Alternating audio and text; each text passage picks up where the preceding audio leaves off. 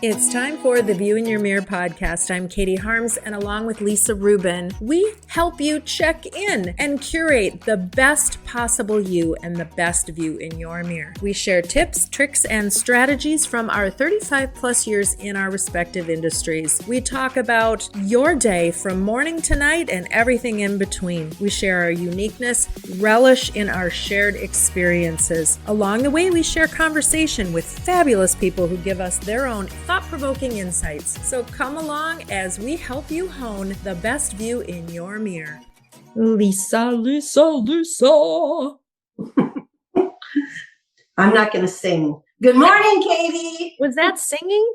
That was like my strong feminine voice. I don't know what it was, but hey, good morning. Good morning, good morning, good morning. Woo! There's a lot going on in the world. We have a really fun guest. Carrie Tollefson was an Olympic runner who has been running her entire life and breaking records and was voted one of the, I think, top 10 most beautiful women in sports. And that's a moniker to carry around with you, but she's done some amazing, amazing things. And we have an election going on. I mean, surprising. And depending on when people listening to this, there's always elections going on. But what's interesting, I'm going to pull an article that you alerted me to from the Los Angeles Times about Kamala Harris's not taking fashion notes from the media, which is interesting to me because it's so fun to see in this article. It talks about how they were commenting on Obama's suit years ago and how there was more mention of men and wardrobing in this article than I've seen. And I'm like, yay. Okay. So we're at least looking at how there's a disconnect between talking about women and talking about men in a public realm, but there kind of should be, shouldn't there? Yes and no. I mean, I think for men, there's a uniform, right? It's easy. It's a suit. It's a suit and a tie and a white shirt, maybe a blue shirt, but normally a white shirt. And depending on where you're going, who you are, what you're doing, you might change your tie up, right? But it's get a little wild, do purple. Little wild, right, exactly. And it's usually a dark suit, either black or navy. It's easy for men, right? Their shoes have to be polished. Their hair needs to be groomed. Their nails need to be groomed. Yeah. That's it. No makeup. Well, actually, some of them do wear makeup. But for a woman, there's a lot that needs to be done, right? And I think that Is there though? Okay, I'm going to be the devil's advocate. Does there need to be that many more steps to putting together your wardrobe, your outfit, getting out the door? I mean, maybe you have more hair. Yes. Okay. Yeah. Because how do I say this? There are so many women now that can present themselves as incredible role models for so many ages of girls and women. And if they're going to be put on a stage, no matter where you are in the world, that would include women entertainers, right? I'm not just saying in the political realm. I'm saying women entertainers, comedians, anytime that you're showing up for a group of people to listen to you, whether you're going to be funny, serious, sad, whatever it is. Business presentation. First of all, they're going to look at how you look. And some people have a look, right? And you know how they're going to show up. But when a woman shows up and she's elegantly or beautifully dressed appropriately, and her hair is done well for what she has on her head, right? Or some women wear wigs now. And a lot of women are wearing eyelashes, right? If you'll notice, it's not because they love fake eyelashes. Eyelashes actually open up your eyes. So when you're speaking, you see their eyes. So there's all these very subtle things that happen that when you're listening to them or watching them, you like the whole package. And women like to see other women looking good. That's very true. Women like to see Are we being very sexist on this though? Doesn't everyone like to see everyone looking good? Yeah, but maybe women are more attuned to it and noticing when something's out of place. But is that something that has been indoctrinated into us? I don't know. I don't have the answer for that. But good example is, imagine if you were going to listen to a politician, let's use a politician, speak at an event, and instead of him wearing his uniform that you know he's going to have on, right? He comes and he shows up in a flannel shirt and pair of jeans. Well, we live in Minnesota. That's been done a numerous amount of times. I'm saying okay. What I'm saying is when the expectation is. Sure. Okay. And are you going to notice it? Yes, you are. Mm-hmm. Are you going to listen the same way as you normally would? I don't know. But when they look like they're dressed for what they're talking about, it sometimes fades away what they're wearing in a man. And I think for women, it's the opposite.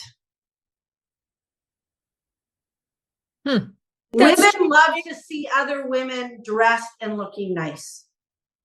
Yes. Okay. And yes, absolutely. And they might be critical. They might hate the color. They might, say, why is she showing her arms? There's all these things that they might say. But at the end of the day, they really notice the package. And hopefully they say it to themselves and then check themselves. Yeah. Well, I think they're do you think that it's a judging against themselves? I don't know. Maybe, there's so many things. For ideas or, I think when I help clients who are going to be on a stage speaking for whatever they're going to be speaking for, the first question I ask is, are you going to be standing at a podium or are you going to be sitting down? And if they say, I'm sitting down, I will always tell them to wear pants. Because to worry about how your legs are going to be and how the lights are going to come down and how high the stage is, you don't need any of that, right? Right. The second thing I ask them is how many people are going to be in the room? And is it going to be all women or is it going to be mixed? Because that's going to impact what I would tell them to wear. And then color plays a big role in that. And also your shoes. If you're on a platform and you're sitting, women love to look at other women's shoes. And there's big talk about what are all these women wearing at these conventions, right? Right. And what shoes are they wearing? And they can't keep these shoes in stock. Yeah. Well, the Chuck Taylors. We've talked about that before when she became vice president. We talked about this because our podcast was really in its infant stages when Kamala Harris became vice president and talking about what she had on in her suiting. And I think we can safely say she has brought the suit to a new level. Pantsuit. Yes. Pantsuit. The women's pantsuit. Yes. And you are going to see a lot of that pantsuit in the coming years. Absolutely. And what we would say to that is, I think I can speak for both of us, make sure wherever you get your suit, you have it tailored, because there are a million body types and only so many sizes. And what makes or breaks a suit, in my estimation, is the tailoring. You got that right. Yeah, 100%, absolutely. And I tell people, don't think you're going to go to the store, get a suit off the rack, and it's going to fit you perfect. It's not. You might have to have the sleeves shortened. You might have to have the pants shortened. You might have to tuck in, nip in at the waist. You might have to let out at the waist. What should fit you? Your shoulders. The shoulders should fit you in the jacket and the rise in the pants. After that, anything you can have altered.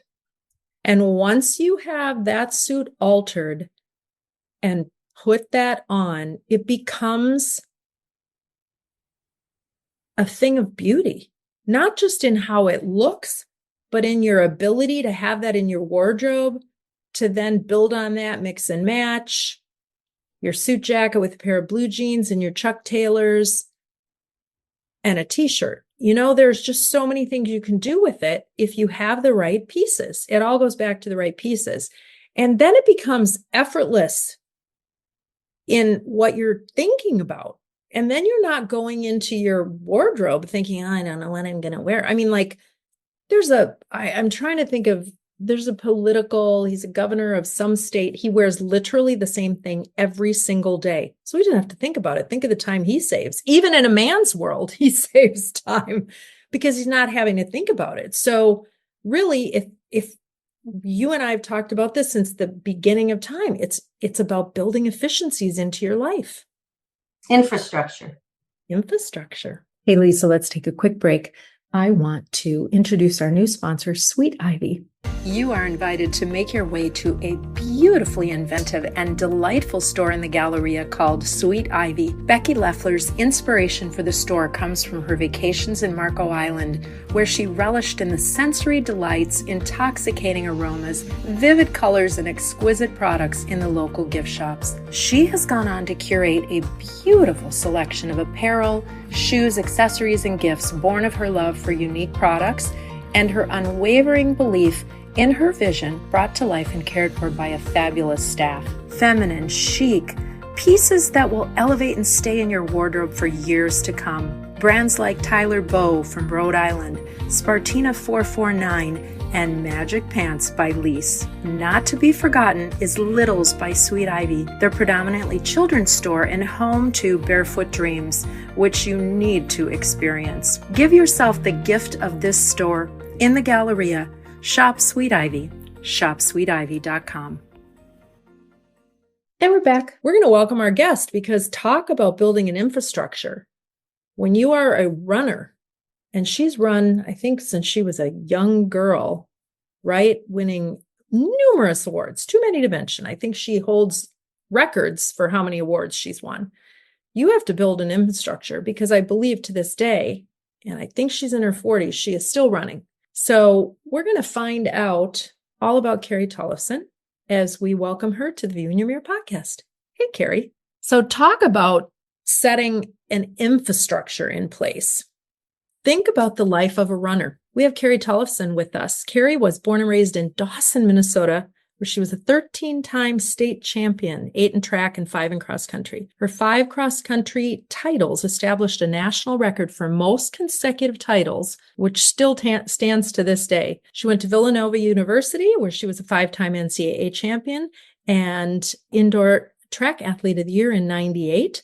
She was also the first person in NCAA history to win both the 3K and the 5K titles. So she has put on some miles, Carrie has. In her post-collegiate career, she was a 3-time national champion after winning the 1500. She represented the U.S. in the 2004 Olympic Games in Athens, Greece. And she's just come back from doing commentating in the 2024 Olympics in Paris. So 20 years later, she was there in a much different role. So it'll be fun to talk about that. She was voted 4th most beautiful athlete in the world by Sports Illustrated in 2006 and has graced the cover of numerous magazines, including Track and Field News, Running Times, and most notably 5 covers of Runner's World. So she's doing media coverage, as we said, and she's the mom of 3 kiddos.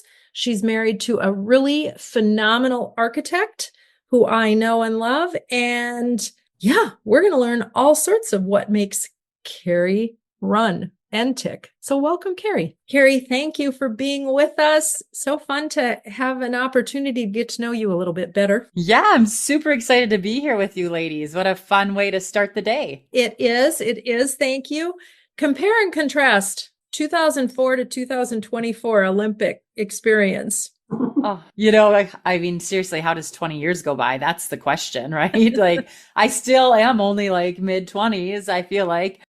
But, just to put it out there, we were talking before we hit record. I'm full on menopausal, so you could tell like things have changed.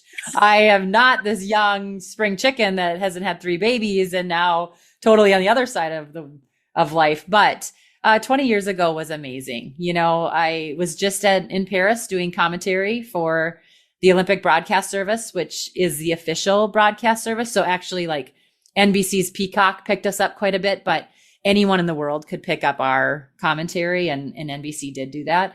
So it was so fun to be there in a different capacity. I absolutely loved being an athlete in 2004. It was a dream come true and something I'll never forget. But being in the stands this time, doing a different job. So I was working, I wasn't just spectating. So I want to go back one day and just be a spectator, but just being able to look down on the track, see these athletes and know what their family and coaches and their fans were feeling as they watched that individual was really cool, because I was the individual on the track 20 years ago. And this time I was sitting in the stands, just sort of having fun. Oh, that's so neat. Anything stand out that has changed so much in that amount of time? Yeah, this year they've done a lot of different things with the Olympics and the Paralympics. For one, they are highlighting women over in Paris, and they're doing some different things. Like, for instance, the women used to kick off the Olympics in the marathon. And for athletics, which is track and field here in the States, athletics is the international term. They actually finished the athletic portion and closed out the games with the women's marathon. They wanted to highlight that. They wanted them to be the highlighted race, the highlighted athletes. So it was really cool for us to be able to call that race and to know times are changing, or people are at least acknowledging the fact that we need to change things up a little bit and not always have it be what it was. Not that it was necessarily wrong, but it's about time that we kind of think about what we're doing. And yes, say women deserve just as much as the men. Oh, for sure. For sure. Yep. I was blown away by some of the times. Like literally, times are changing. Times are changing. Yeah. The training that's being done, the really looking at bodies and what's happening with them and recoveries and all of that seems to have changed so much over the years too. Yeah, definitely in our world of sport, in athletics and track and field, road racing, there are new tracks that are being built. So the tracks are faster. All of the gear is changing. And, when we talk about all of the gear, yes, even our uniforms, the tank tops, the shorts, the bodysuits, the bun huggers, the little swimsuit bottoms that we wear, we call them bun huggers or briefs. Those are changing, but especially the shoes. So what's going on in the world of running and sprinting and throws, there's these new carbon plated shoes. And not only do they help you when you're competing, but they help you in training. And one of the big, benefits of a carbon shoe is that you recover faster. So it helps you train harder, it helps you race harder, but it also gives you longevity in sport. So the sport is definitely changing, much like before we heard about the swimmers and their technology, or golfers and their technology. Every sport has that, but now we're really seeing it in track and field and on the roads, because all of the world records are being broken left and right. There's very few that have been, that have stood the time before these new shoes. I have a question now. Here's one thing I noticed: all the women's nails. Fashion. A lot of them have particular nails. Yeah. And they've gone viral, and everyone wants to do their nails like, this person or this person. Yeah.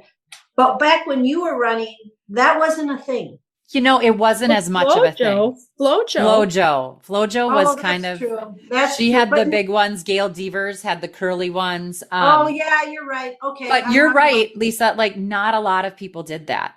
And now everybody's doing it. Even like the multi-eventers, the heptathletes. Yeah. Those women are doing all of their events, and I'm wondering, like, as a commentator, how do they throw the javelin? How do they, even getting in the blocks? Like, how do people That's what balance? I wanted to know. That was my next question to you. Like, I'm not a runner, but like, how do you get in the block with those long nails? And then how about all this long hair that they're wearing? And a lot of them, I know they're wigs. Yeah. So they put this wig on. I mean, that doesn't weigh them down to run.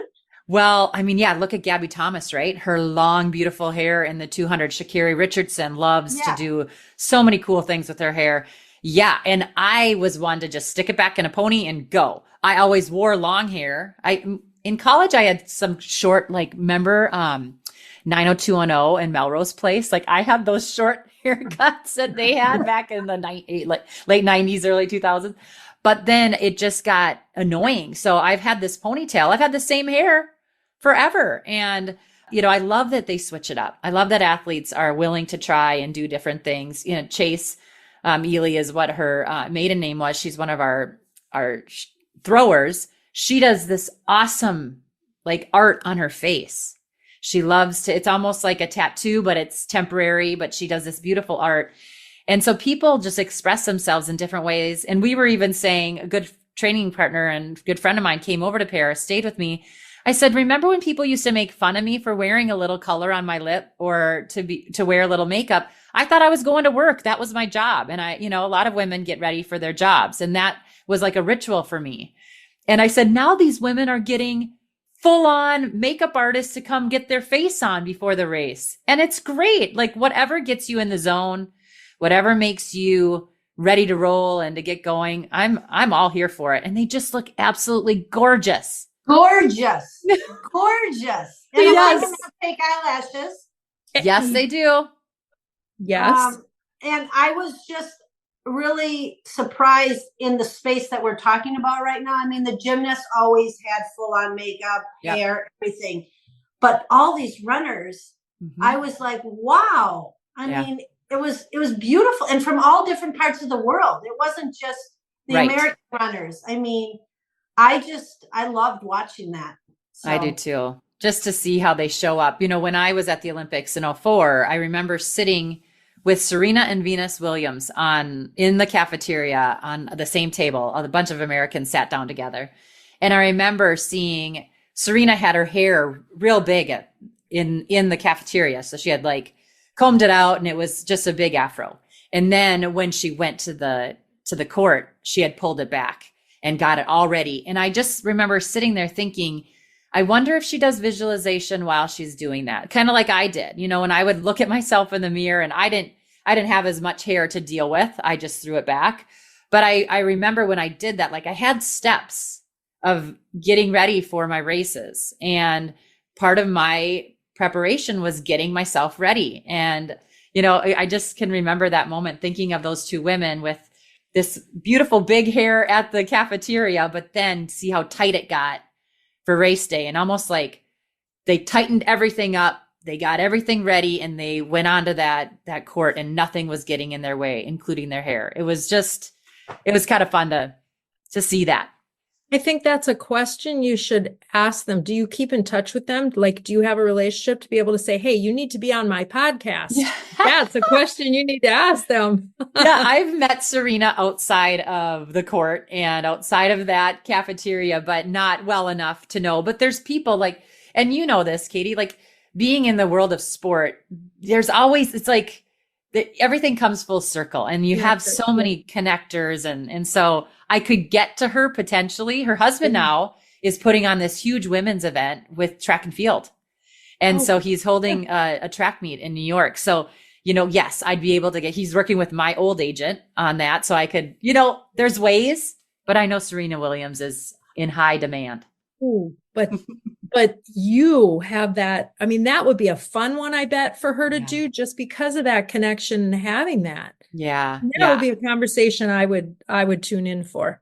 Yeah, it was really fun. I did get to see the woman that won my race, Kelly Holmes from Great Britain. She's this beautiful, almost, she looks like an action figure. She's a little bit older than I am, and she just looks like she could go out and rip it again. And her hair, though, is real tight on the sides. She's almost got like, I think she has some blue streaks in it. But when you like look at the rock star emoji on your iPhone, that's what I think of when I see her and see that emoji. That's what Kelly Holmes looks like. And maybe it's just because I made her into this big thing. Like she won my race at the Olympics. She also won the 800 that year. Nobody's ever done that double.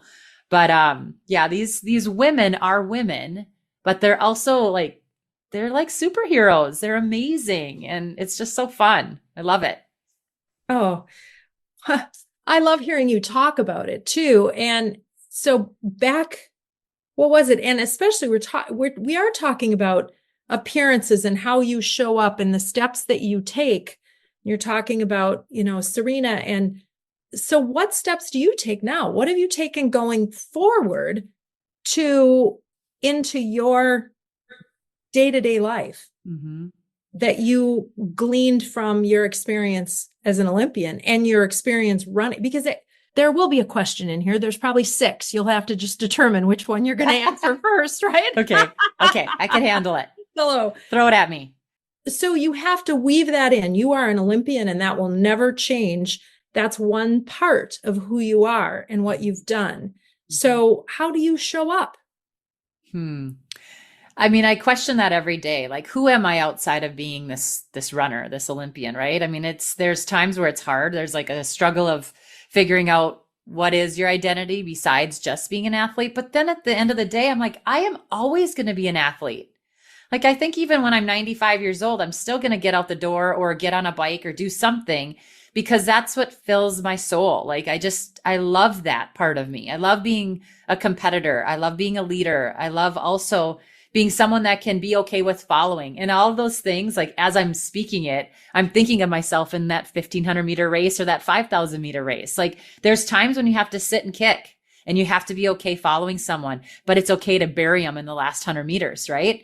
Like there's times when it's okay to lead and to take that on and to be, under pressure and be the one being chased. Like so many things in sport have taught me how to live my life and be a good mom and be hopefully an even better wife, because if that isn't good, nothing at home is good. And so, what Charlie and I have built together is something I'm really proud of. But I do think a lot of the things that both he and I have learned from sport it's kind of just interwoven with everything we do in life. So I think the sport has given me a lot, but one of the biggest things is perseverance. I just don't think I'm not afraid to try anything, because if I fail, I'll get back out there and try again. And then if I succeed, it's kind of like, well, that was good, but how good could I really be? And I don't want to say it's never good enough, but I think we're just driven enough to say we want to do better next time. And that's why you are an Olympian athlete. Well, I had 2 older sisters and a mom and dad that I got to follow in their footsteps. And, my dad was a lawyer. He was a college football player. And my mom had her own business, and she had a hair salon in our basement of our house when a lot of women didn't have their own businesses.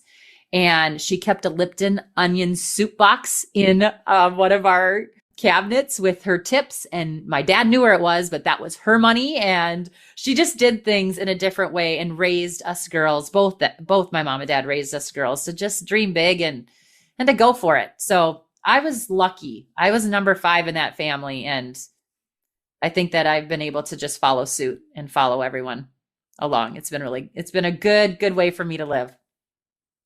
That's fantastic. So you're one of 3. You have two older sisters. Yes, I do. And I'm glad I'm last. Those 2, they're amazing. I'll have to connect you with my youngest of 3 daughters, Catherine. Yes. I mean, everyone is like, Carrie, think real hard about having 2 kids. Just think real hard. My sisters included. I said, I am number 3. How in the world am I not going to have a me? Like I needed to have a number 3. So yeah. Tell your number 3 to find me. We'll have some fun together. I know I'm you also from a family of 3 girls. Oh, you are? Uh-huh. How cool. I'm the oldest. Okay. I have two sisters. So I understand that whole dynamic, but I'm the oldest one. Oh, they're lucky. I That's for think sure. your dads, your fathers, they have to be pretty special individual. I tell Dana all the time to be the dad of three girls. Yeah. And actually, Don Shelby is the father of three girls. And he told me once years ago, I did some work for Don Shelby. I put a closet in for Don Shelby, actually installed it and met him. And of course, basketball, his girls all played basketball. And so that was something we were big into basketball at the time before switching to volleyball. But he said, it's a club, but it's just a three girls club. And you can only be in it if you have three daughters, not four, not three daughters and a son, because it's a special, special club. And I truly believe that. Well, I think it's so funny. My dad, when we went on family trips, people would say, oh, you have four beautiful daughters. And it happened a number of times where they thought my dad was my mom's dad.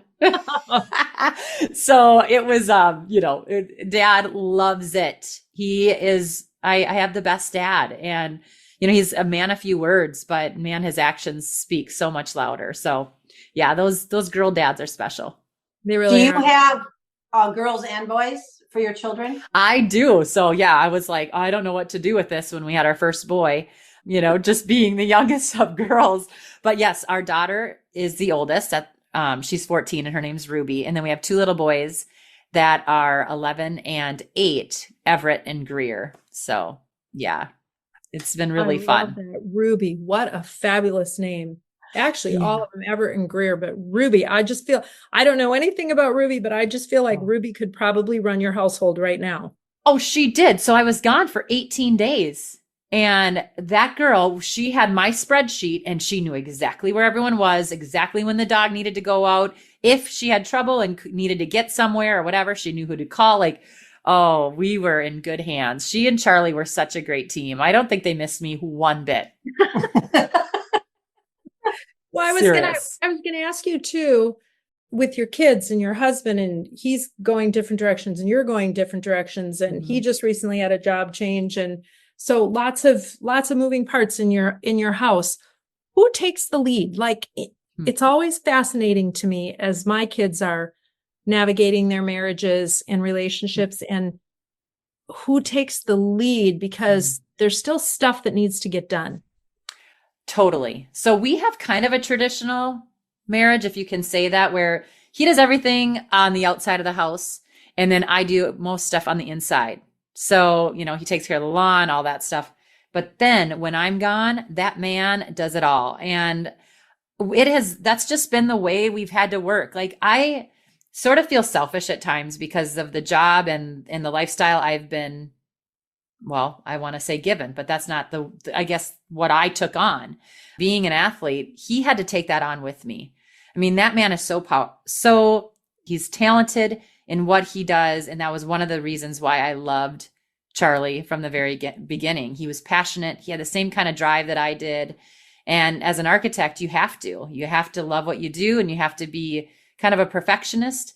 And so it was really attractive to me when I first met him, because that's what I do, right? Like I am kind of selfish at times. I'm very much a perfectionist. I wanted to be the best in the world, and I needed somebody that understood that.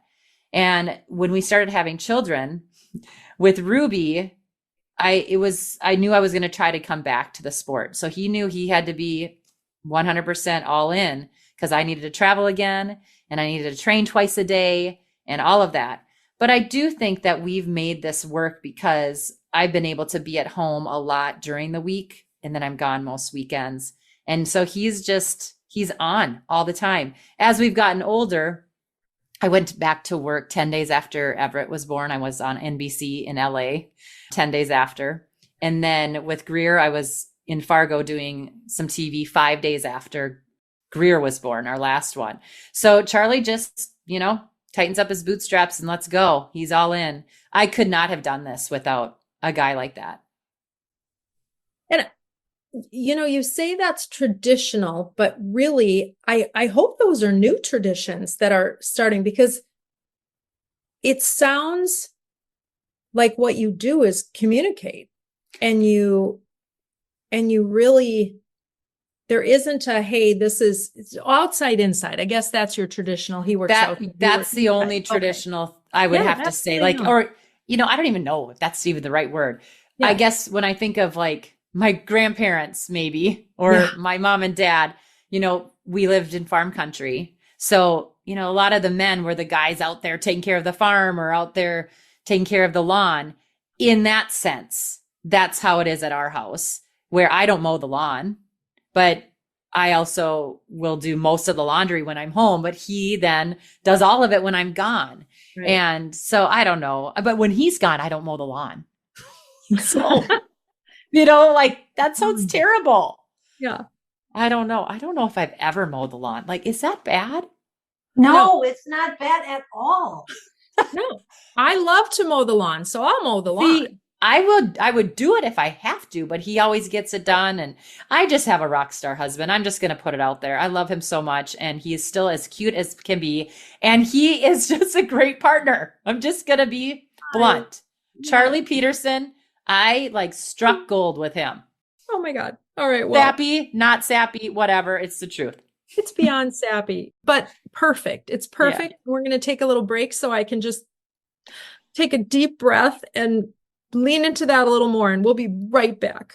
Okay, Lisa, talk to me about how it actually works to bring a client into Mirror Couture in Chicago. You would meet me. I'd already know ahead of time what we're looking for, and I will have pre-looked at fabric ideas. You walk in, we talk to them about what we're thinking about. Julie will write and make a drawing, find out exactly what you want, whether it's a blazer, whether it's a dress, whether it's a pair of pants, whether it's a coat, mother of bride, mother of the groom. Then we talk fabric, and then they start wrapping you in the fabrics to see what you really like. And the rest is history. It's done. They take care of it. They take your measurements. So really, this doesn't have to be replicated in terms of a trip back because you've been measured. So if you ever want to order something else, you're set. It happens all the time. Once a client, I can get them one time, then we just keep moving on with whatever their needs are. I help create it with Julie. They sign off on the design and we make it. It's interesting. We talk about in the home building process and all of that, the selections that are made, the money that is spent on these things with very little care and thought that goes into it. And yet here you have an opportunity to make such selections in your wardrobe in pieces that you will have for years and years and years. So you might spend a little bit more, but not as much as you would think, right? Exactly. And the one thing I tell mother of the brides and mother of the grooms is if we have a dress that we're going to make long and you want to be able to cut it off and wear it to other people's weddings as a cocktail dress, all you're paying for then is an alteration. So it's like two dresses in one. So break that down. That makes sense. Custom scares people. Sure. And it shouldn't. It shouldn't. You can spend maybe a little bit more than you thought you were going to spend, but it is so well worth it if you know exactly what you want. And most women, if they have something special they're going to,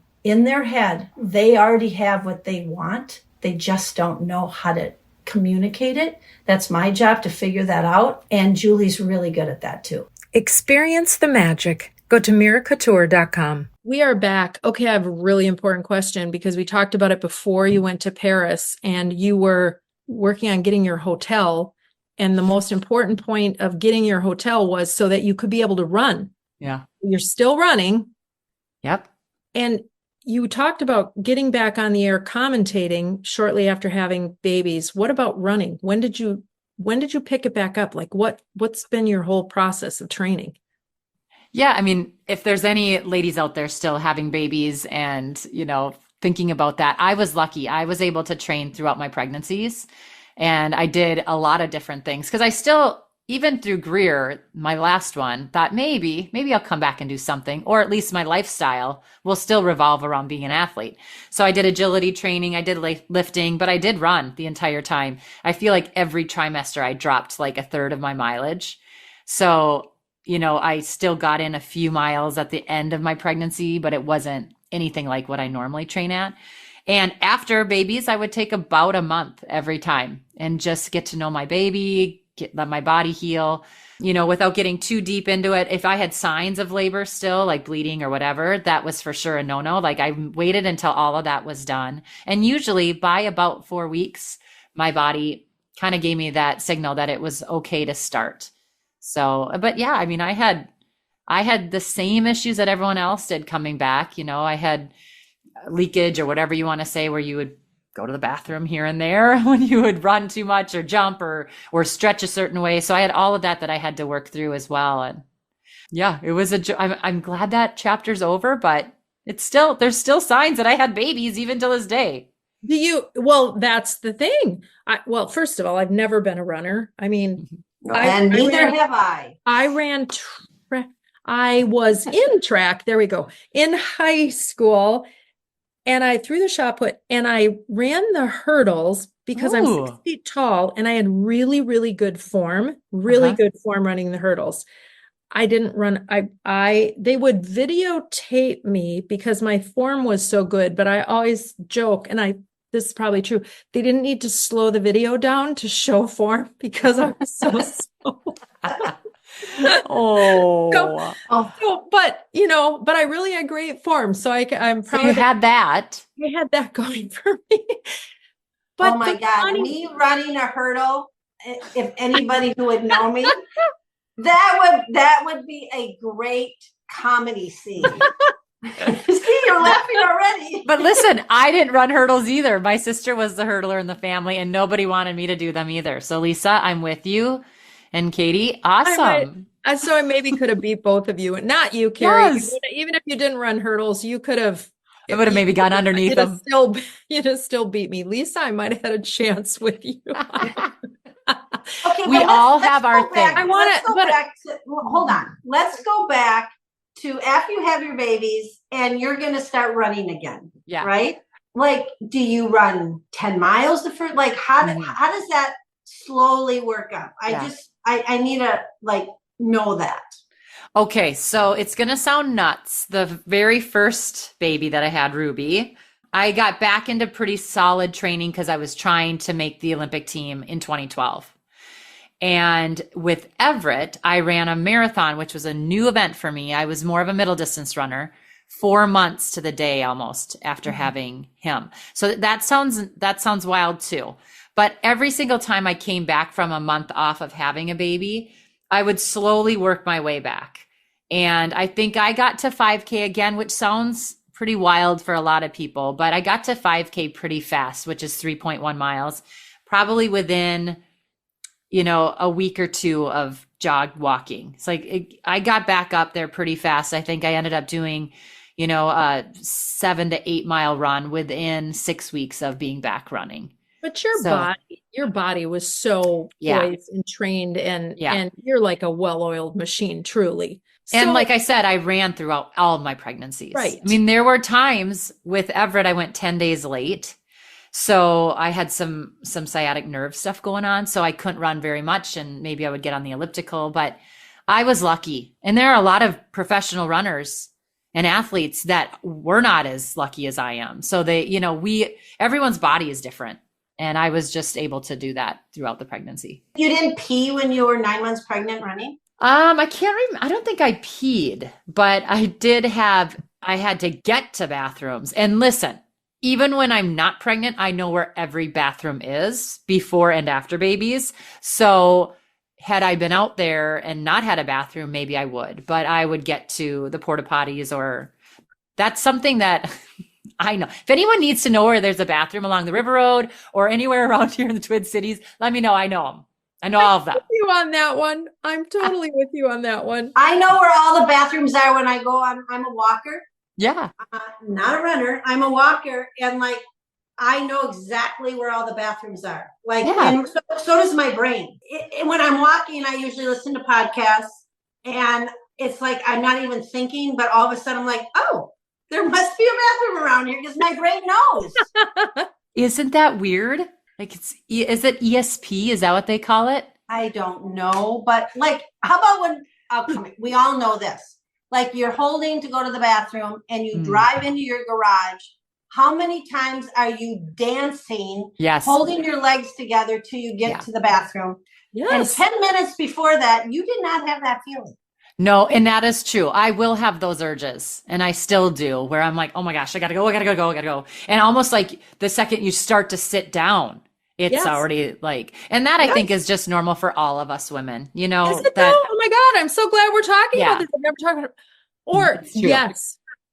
And as strong as I am as this athlete, like I had to have an epidural in order to dilate. And that was, I got stuck, and my doctor, who is this well-known running doctor, finally was like, Carrie, I have to give you the epidural because you are not dilating. And he thought it was maybe because of the strength that I had. Yes. Yeah. But now I don't have that strength. I mean, I am losing strength left and right because I haven't been really working on it. So we do need to remember to work on it. We do. There's an app that I downloaded called Every Mother. Oh yeah. And I did not realize this until many years later. Honestly, my youngest child is 33. Mm-hmm. Diastasis rectus Yep. is a real, like those muscles. I don't think mine ever came back. Probably not. Sometimes you have to have that surgically repaired.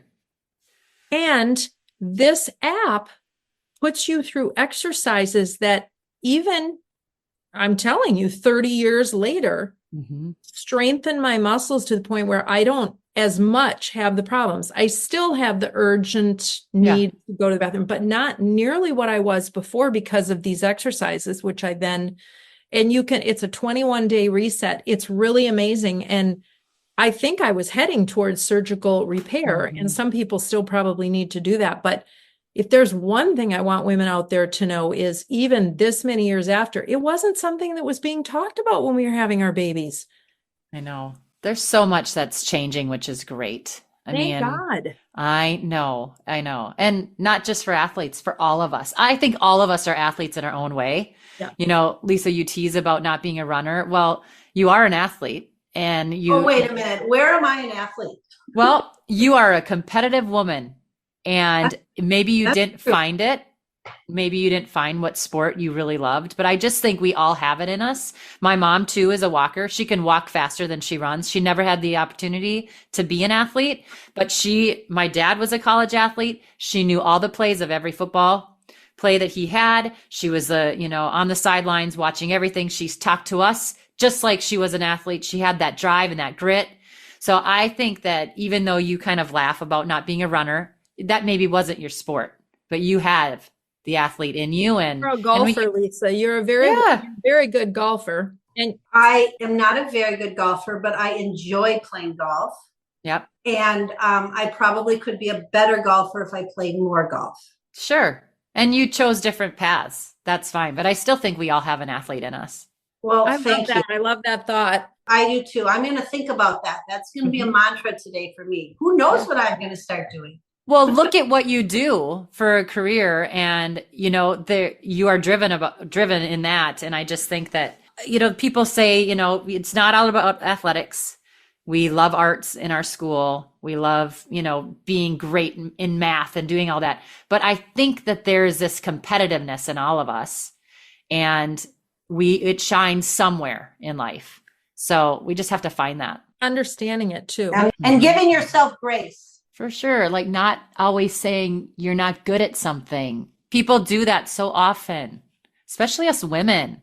I was talking to someone about trying to figure out a new career, and they said, guys do it all the time. They go out there and they apply for a new job. They have no clue what they're doing and they do it. But us women like marinate on it way too long, and not saying that it's wrong. I think it's great that guys will do that. And I think some of us women now in this generation are starting to do that. But it is scary. Right? It's scary to us. It's probably scary to them, but it's really a difference of how we then approach it. Yep. And they just use their competitiveness. So that's why I want people to think of their competitiveness. Why can't we be good? It's because a lot of times we look at ourselves in the mirror and say, probably not going to be as good as at that. So let's just go to something that we know we can do. So I see a presentation from you on that. Okay. I've never had it approached that way that women, we're all athletic and we're all athletes, and that we have a competitive, our Can't wait to tell my family that I'm an athlete. Yes. I'm you gonna tell them. Announce that to my kids that I just found out I'm an athlete. Let's make shirts, Lisa. Let's sell them. I'll record or videotape the response. Okay. Yeah, you should, because you are. Thank you, Carrie. And you show them. I will. Thank you. That was very motivating for me, Katie. I'm telling you, this is a presentation. You've got to get on that. Well, and Yeah. what I don't like, Lisa, is people shouldn't tell you that you aren't something. No, They should not tell you that. People do. I'm just not really coordinated. Well, but that I think all of us have had that in our ear, right? Somebody saying, well, maybe this isn't for you or whatever. Sure. Oh, absolutely. No, absolutely. I would say, now that we're picking on Lisa, I would say we're not picking. I'm feeling very motivated. Now that we're analyzing, Lisa, we're in a good way. I think that I would say you say I'm not coordinated. I have never seen that in you. I've never, not once, recognized that about you, that I would say that. If that's what you've been told and that you've kept that in your mind, then that's somebody else's tapes playing in your head. And we have all of those voices all the time. Every one of us. Yeah, no, that's true. I was just telling someone the other day that I had a couple people in my life that would call me and say, hey, champ. And whatever reason, that word lifted me like you wouldn't believe. And I didn't always win. I got lapped in races. I was last. I, was not the first chair at violin. Like, there were times where I really was like shown that I wasn't the best at something, even though I had something that I was very good at. But just words mean so much. And I think we talked about that at the Olympics, just watching these athletes like hang on the words of a parent or of a coach when they could walk over to the crowd or whatever. So yeah, words matter to all of us. So hey, champ was just one that triggered me and I got fired up every single time. You, Carrie, are able to ignite something in people. Oh, thank you. That's nice. It's very true. That word popped into my head, ignite. Yeah. I have goosebumps right now because you ignite that attitude of, oh, yeah, I can do that, or I am going to look at that differently. And it's just such an incredible way to show up for people. It really is special. So thank you for that. Sometimes I need to practice what I preach, right? Like look at the mirror and not have those voices. But yeah, it's a good way to live. I try to live that way. Glass is half full. Always. We can always find the positive, but at the same time, sometimes you have to be in the sad, dark spaces. For sure. To understand all of it. I think that's super important. Yeah, be real. Go back to what you said almost when you came into the show, you were in full on menopause. How is that showing up for you? Oh, well, it happened during the pandemic and I'm like, am I yelling at people in my house? Like, what is this in me? And I had never done that, and there was so much, right? We had 3 little kids that were at home being what is that? Homeschooled or, online schooling. And it just was all so scary. And my career was out the door because all the events were shelved. So it was just like, and then I wasn't feeling well. Like I thought maybe it was stress at first. And I thought maybe it was some autoimmune or something. And then I just kind of figured out, I'm having hot flashes at night, not training hard like I used to get them. So yeah, I started that. And then I started reaching out to my mom and my sisters and they all went through it in their early 40s as well.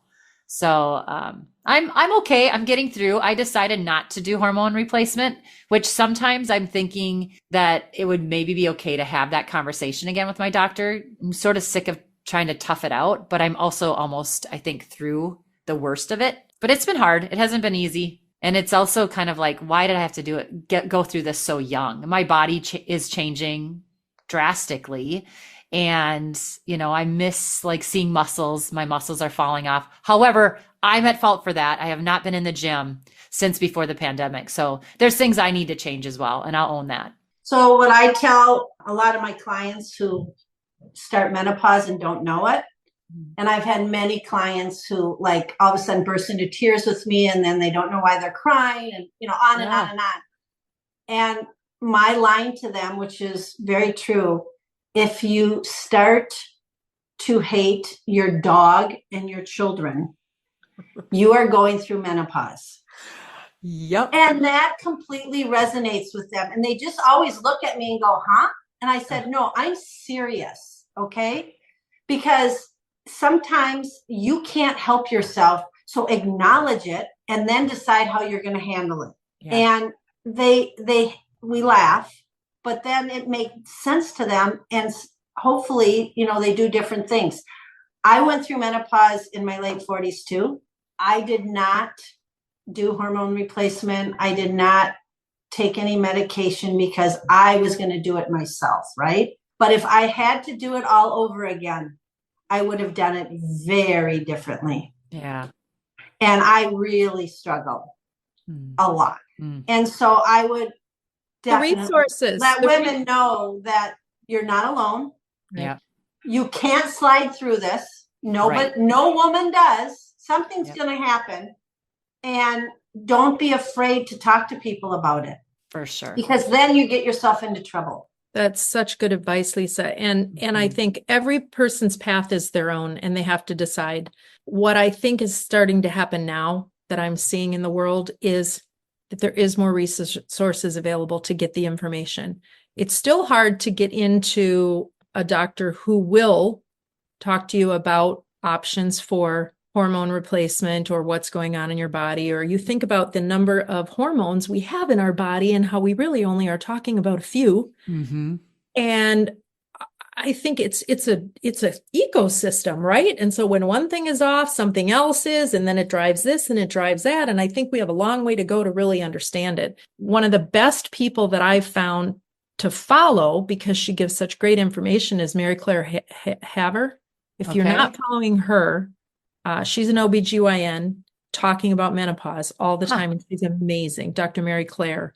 Okay. I think she goes under. I strongly recommend her. Strongly. And she hits up on a lot of the things that you're talking about. She actually would be a great person. I would love to have her on the podcast.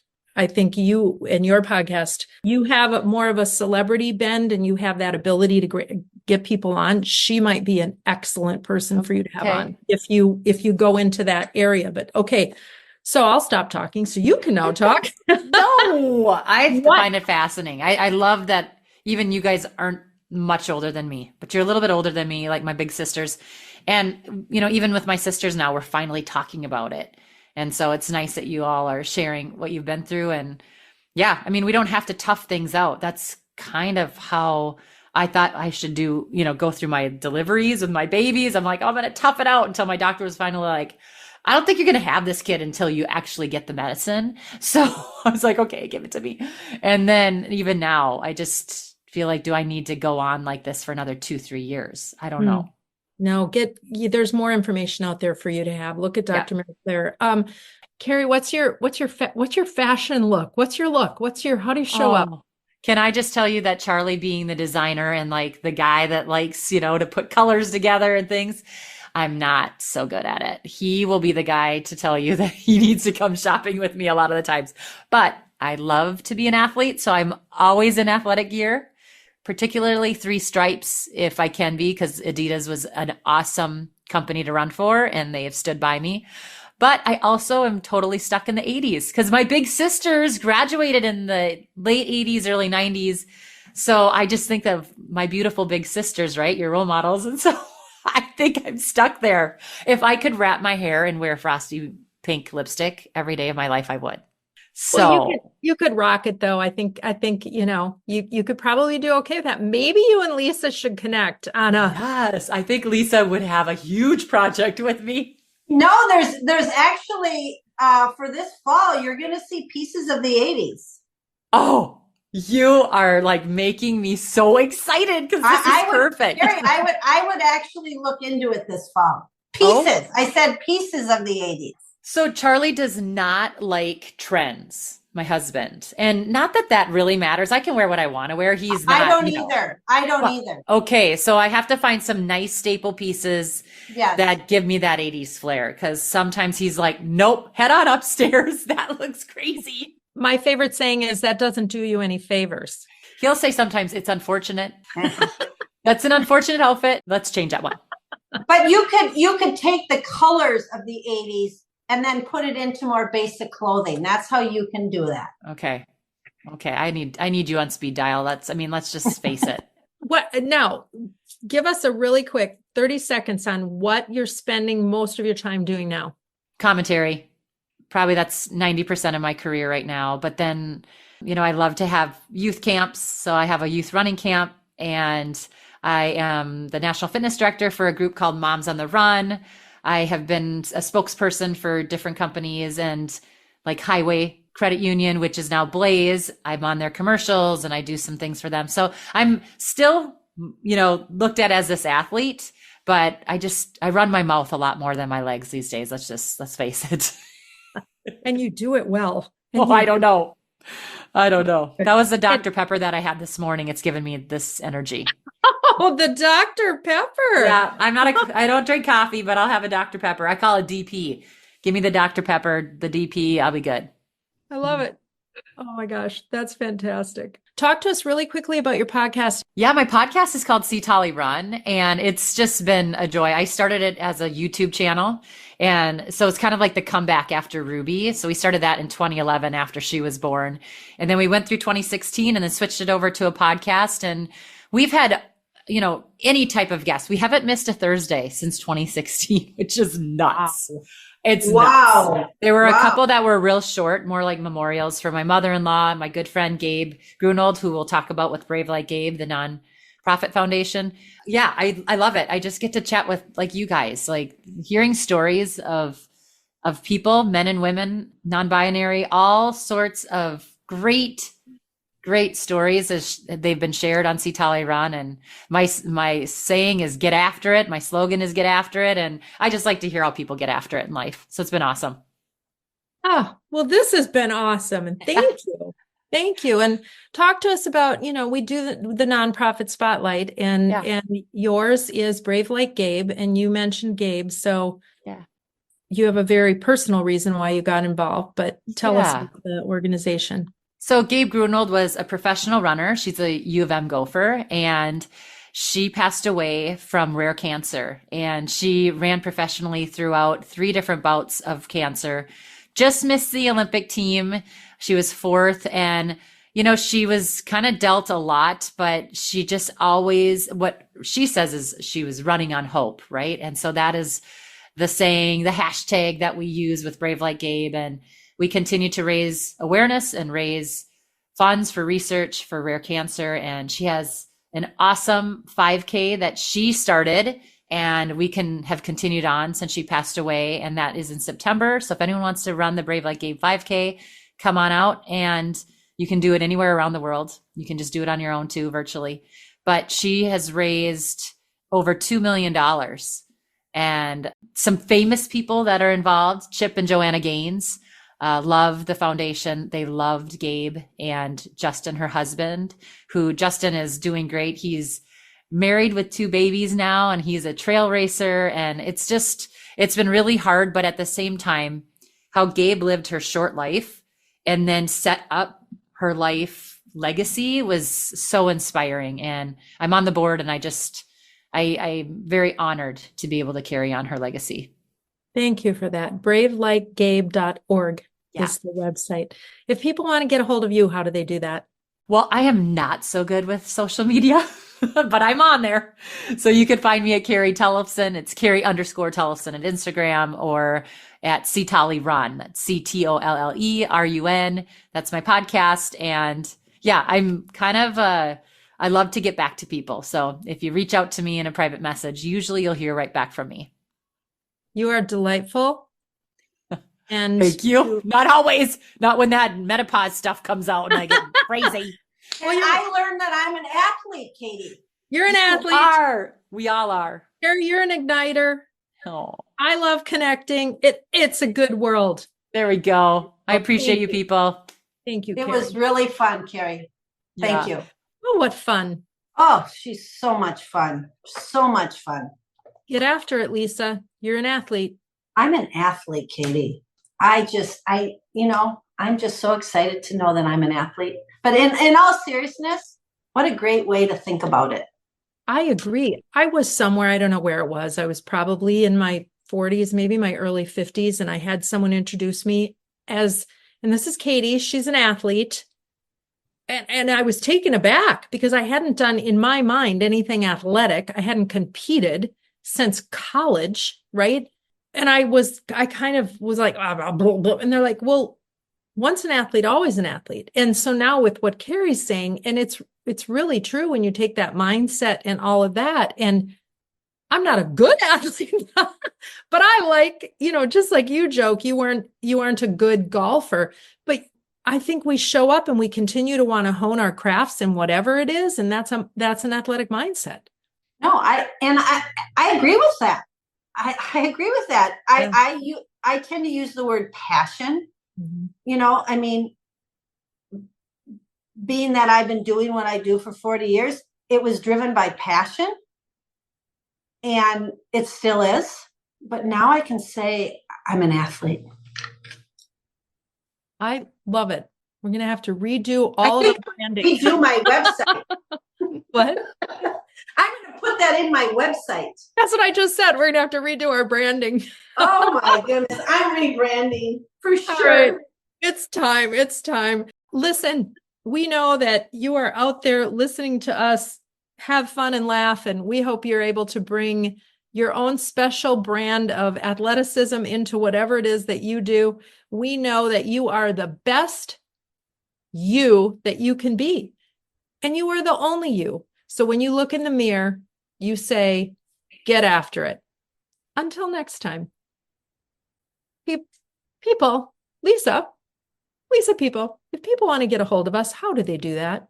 Well, you can go to our website at theviewinyourmirror.com, and you will see everything you need for our personal businesses and the podcast. We make it efficient for you. Yes.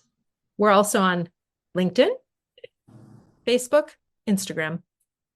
And YouTube. And YouTube.